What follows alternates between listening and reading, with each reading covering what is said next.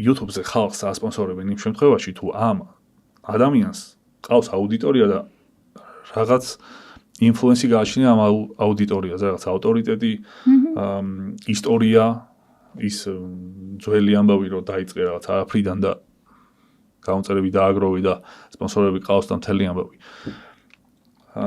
და ის გამოცდილება აუცილებელია რომ ნულიდან დაწყების ასე ვთქვათ რა.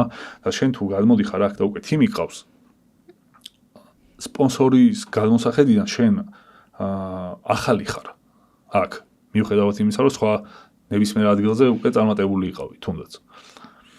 და რადგან ახალი ხარ შენ აქ თავი უნდა დაიმკვიდრო ასე ვთქვათ.